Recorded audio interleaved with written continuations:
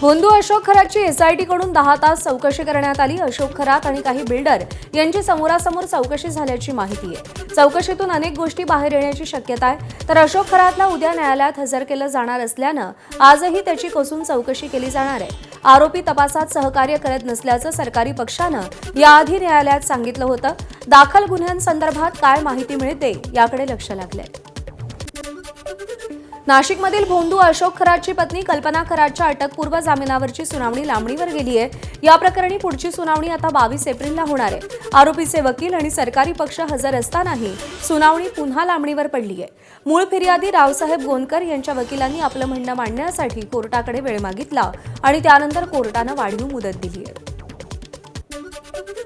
आज सुनावणी होती, परंतु फिर्यादी पक्षातर्फे आज ॲडजमेंट मागण्यात आली आणि आदरणीय न्यायालयाने त्यांना एक फेअर चान्स मिळावा म्हणून आजची सुनावणी तहकूब केलेली आहे। आता या प्रकरणात पुढील सुनावणी 22 तारखेला सकाळी होईल। तो आज फिर्यादी पक्षातर्फे सरळ तहकुबीचा अर्ज देण्यात आला। इव्हन आपण कोर्टाला मेन्शन केलं होतं असं की बॉटम ऑफ द बोर्ड घ्यावं किंवा मग आदरणीय न्यायालयाने उद्या घ्यावं, सॅटर्डेला घ्यावं, परंतु आदरणीय न्यायालयाकडे कामाचा ओघ जास्त आहे, त्यामुळे त्यांनी त्यांच्या सोयीनुसार 22 तारीख दिलेली। फिर्यादीचे वकील असून आम्ही कोर्टाकडे मागणी केली की आम्हाला या प्रकरणातले पेपर्स द्या, जे दाखल केले, जे संचिका दाखल केली ते संपूर्ण संच आम्हाला द्या। तो संच आम्ही आज घेऊन आम्ही आमचं त्या कागदपत्रावर आम्ही आमचं म्हणणं तयार करू, आमचं म्हणणं आम्ही आज कोर्टात दाखल करू।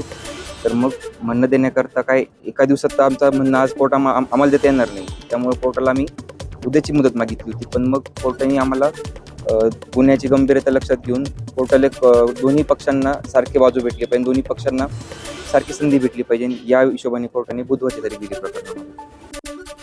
नाशिकमधील टीसीएस कथित धर्मांतर प्रकरणी सर्वोच्च न्यायालयात याचिका दाखल करण्यात आली। याचिकाकर्ते अश्विनी उपाध्याय यांनी धर्मांतरासंदर्भातील आधीपासून प्रलंबित असलेल्या प्रकरणात नाशिकमधल्या घटनेचा उल्लेख करत नवा अर्ज दाखल केलाय। फसवणूक किंवा दबाव टाकून केलं जाणारं धर्मांतर देशाच्या सार्वभौमत्व, धर्मनिरपेक्षता, लोकशाही आणि स्वातंत्र्यासाठी धोका असल्याचं न्यायालयानं घोषित करावं अशी मागणी याचिकेत करण्यात आली आहे। तसंच केंद्र आणि राज्य सरकारांनी बळजबरीच्या धर्मांतराला दहशतवाद आणि देशाविरुद्धचं अप्रत्यक्ष युद्ध मानून त्यावर कठोर उपाययोजना कराव्यात अशी ही मागणी करण्यात आली आहे। नाशिक टीसीएस लैंगिक शोषण आणि धर्मांतर प्रकरणातल्या 2 आरोपींना 18 एप्रिलपर्यंत पोलीस कोठडी सुनावण्यात आली आहे। धर्मांतर प्रकरणात काल शफी शेख आणि रजा मेमन यांना न्यायालयात हजर करण्यात आलं होतं। दरम्यान आपल्याला नाशिक रोड कारागृहात मारहाण झाल्याचा दावा आरोपी शफी शेखनं कोर्टात केलाय। कारागृहातल्या इतर कैद्यांनी मारहाण केल्याचं शफी शेखनं सांगितलंय। जर एकाच सिरीज ऑफ ट्रान्झॅक्शनमध्ये घडलेल्या घटना असतील तर त्यासाठी वेगवेगळ्या FIR करण्याची गरज आहे का? आणि मग अशा प्रकारे वेगवेगळ्या FIR करून प्रत्येक गुन्ह्यामध्ये ताब्यात घेण्याचा प्रयत्न करून विनाकारण त्यांच्या लिबर्टीशी खेळायचा प्रयत्न चालला आहे। मी आज सगळ्या गुन्ह्यांमध्ये म्हणजे रजा जो आहे तो अजून 2 गुन्ह्यांमध्ये आरोपी आहे, तर त्याच्यासाठी आज सरेंडर ॲप्लिकेशन न्यायालयापुढे देण्याचा प्रयत्न केला होता, परंतु न्यायालयाने निर्देशित केले आहेत की पुढच्या तारखेला जेव्हा त्याला MCRमध्ये घेतलं जाईल तेव्हा द्या, तर मी तो तसा देणार आहे। अटकपूर्व जामिनांच्या अर्जावर अजून आम्ही काही बोलू शकणार नाही। टीसीएस प्रकरणातील मुख्य सूत्रधार असलेली निदा खान हिच्यावरती मंत्री नितेश राणेंनी गंभीर आरोप केलेत। निदा खानची दिल्ली बॉम्ब ब्लास्टमधील डॉक्टर शाहीनशी जवळीक असल्याचा आरोप नितेश राणेंनी केला। त्यामुळे नाशिकमधील टीसीएस प्रकरणात एसआयटी कडून सुरू असलेल्या तपासात धक्कादायक माहिती उघडकीस येण्याची शक्यता व्यक्त केली जाते। दरम्यान निदा खान अजूनही सापडलेली नाही। पोलिसांची पथकं तिच्या मागावर आहेत। ती हिदा खान त्या कुठले तरी खान नावाची त्यांची HR आहे, गायब आहे। आता कुठे बिळात जाऊन बसणार, कुठला मदरसा तुम्हाला लपवणार, कुठला मस्जिद तुला लपवणार, सगळीकडून बाहेर काढून आणू, चिंता करू नको। तिचं बॅकग्राऊंड काय, तिचे नातेवाईक, ती कोणाच्या संपर्कात होती, ती HR ची प्रमुख खान नावाची बाई, ज्यांनी लाल किल्ल्यावर जे काय बॉम्बलाज घडवले, तिच्या संबंधितची बाई त्या कंपनीमध्ये HR म्हणून काम करत होती। बजरंग दल विश्व हिंदू परिषद राज्यामध्ये विविध ठिकाणी आंदोलन करणार आहे। जिहादी मानसिकतेच्या विरोधात आज बजरंग दल आणि विश्व हिंदू परिषदेकडून राष्ट्रव्यापी आंदोलन करण्यात येणार आहे। नाशिकमधील टीसीएस कंपनीमधील लैंगिक शोषण आणि धर्मांतर प्रकरण समोर आल्यानंतर दोन्ही संघटना आंदोलन करणार आहेत। हा षडयंत्राचा भाग असल्याचा आरोप बजरंग दलानं केलाय। राज्यात मुंबई वांद्रे जिल्हाधिकारी कार्यालय, नवी मुंबई कोकण आयुक्त कार्यालय, पालघर जिल्हाधिकारी कार्यालय, रत्नागिरी आयुक्त कार्यालय या ठिकाणी आंदोलन होणार आहे। नाशिकच्या पिंपळगावमध्ये पार पडलेल्या हिंदू संमेलनाला मंत्री नितेश राणेंनी हजेरी लावली। यावेळी त्यांनी TCS मधील कॉर्पोरेट जिहाद, सहर शेख यांच्या जात प्रमाणपत्राचा वाद अशा अनेक विषयांवरती वादग्रस्त भाष्य केलंय। आजूबाजूला हिरवं वातावरण तयार होत आहे, हिरवे साप वेळीच ठेचले नाहीत तर आपल्या घरापर्यंत पोहोचतील असं वक्तव्य त्यांनी केलंय।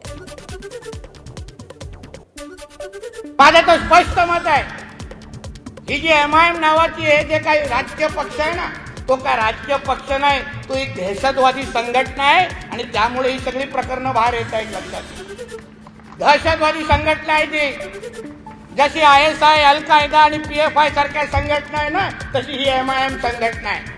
बाकी काहीच नाही। सगळे बांगलादेशीने रोहिंग्या भरून ठेवलेत कचऱ्यासारखे तिथे, आणि येतो तो नाडा घेऊन मोठा तो ओवैसी इकडे भाषण करायला।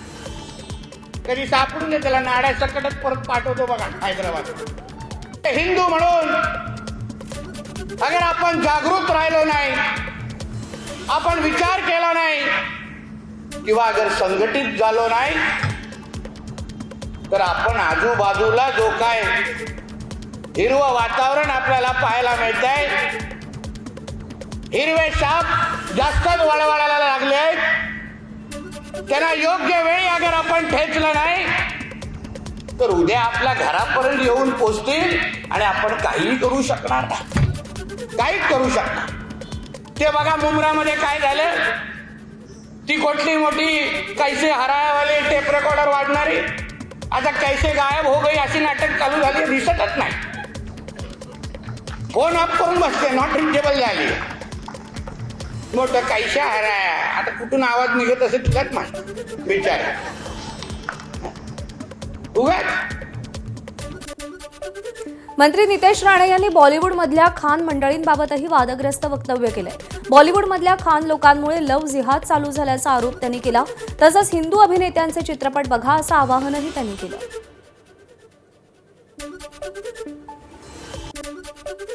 हे सगळे लव्ह जिहादचे सगळी जबाबदारी या खान लोकांचे चित्रपट आहेत बघा। बरोबर हिंदूंना कमी दाखवणार, हिंदूंना कसं टार्गेट करायचं हे आतापर्यंत या खान लोकांनी हेच कार्यक्रम चालू केले। पण आता काळ बदललेला आहे, आता या खान लोकांचे खाण्याचे वांदे झालेले आहे, कारण का आमचा धुरंधर आणि छावा त्या लोकांना भारी पडतोय, ही ताकद हिंदू समाजामध्ये आहे। आपण पण निर्धार करायला पाहिजे की चित्रपट बघणार तर आम्ही या हिंदू ऍक्टर लोकांचेच बघणार, बाकी लोकांना घरी बसवणार, ही भूमिका तुमच्या सगळ्यांची असली